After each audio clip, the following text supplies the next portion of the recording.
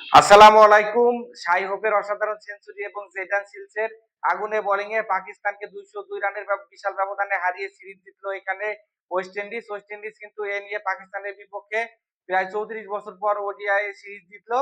তো তাদেরকে আসলে থ্যাংকস জানাতে হয়। তারা যেভাবে আসলে ডমিনেট পারফর্ম করেছে গতকালকে, প্রথমে ব্যাট করতে নেমে কিন্তু শাই হোপের ১২০ রানের উপর ভর করে ২৯৪ রানে পৌঁছে যায় ওয়েস্ট ইন্ডিজ। ২৯৫ রানের জয়লাকে ব্যাট করতে নেমে পাকিস্তানের টপ অর্ডারের ফেলিয়ার কারণে কিন্তু মাত্র ৯২ রানে গুটিয়ে যায়। যেটা কিন্তু আসলে খুবই খারাপ লেগেছে। অন্তত যদি ফাইট করতে পারতো, ১ম ২ টা ওডিআই যেমন মোটামুটি একটা কন্ট্রাস্ট হয়েছে, 3rd ওডিআইতে কিন্তু আমরা ওরকম আশা করছিলাম। কিন্তু আনফরচুনেটলি সেটা আসলে হয়নি। জেডান সিলসকে এখানে অসাধারণ ধন্যবাদ দিতেই হচ্ছে। তার ক্যারিয়ারে কিন্তু এর আগে ৫ উইকেট ছিল না ওডিআই ক্রিকেটে।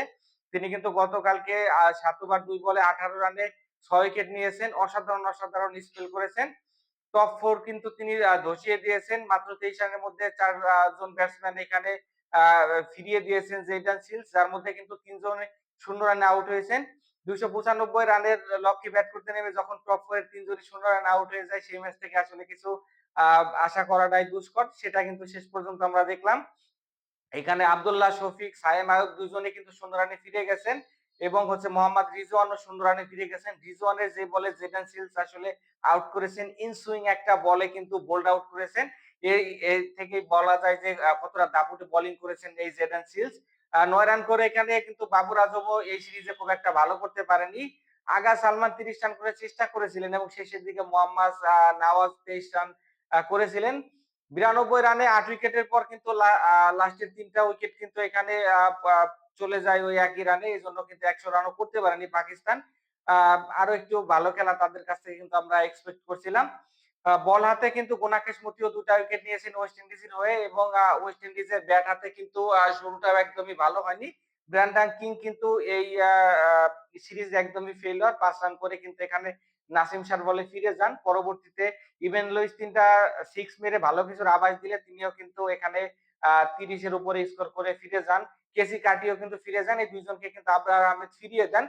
ফলে সাডেনলি ৩ উইকেট হারিয়ে যায় ওয়েস্ট ইন্ডিজের। এইখান থেকে কিন্তু ক্যাপ্টেন শাই হোপ অসাধারণ ব্যাটিং করেন। আ আ হচ্ছে ফর্মের তুঙ্গে থাকা রস্টন চেজকে নিয়ে। রস্টন চেজ কিন্তু এখানে ২৯ বলে ৩৬ রানের একটা ভালো ইনিংস খেলেন। এখানে শাই হোপ আসলে অসাধারণ ব্যাটিং করেন এবং শেষ পর্যন্ত কিন্তু তিনি আনবিটেন ছিলেন। ৯৪ বলে ১২০ রানের ইনিংস খেলেন, যেখানে ৫ টা ৬ এর পাশাপাশি ১০ টা ৪ এর মারও ছিল। তবে একটা সময় মনে হচ্ছিল ২৫০ থেকে ৬০ ও হতে পারে। ওইটা হলে হয়তোবা ম্যাচের সিনারিওটা চেঞ্জ হয়ে যেত। শেষের দিকে গিয়ে কিন্তু জাস্টিন গ্রিভসের আমরা এখানে ফায়ারি নক দেখেছি। তিনি কিন্তু ২৪ বলে ৪৩ রানের একটা টর্নেডো খেলেন। তার ওই ব্যাটিং এর ইনিংসের কল্যাণে কিন্তু ২৯৪ রানে পৌঁছে যায় এখানে ওয়েস্ট ইন্ডিজ। বল হাতে আবরার আহমেদ এখানে ২ উইকেট নেন এবং নাসিম শাহ কিন্তু ২ টা উইকেট নিতে সক্ষম হন।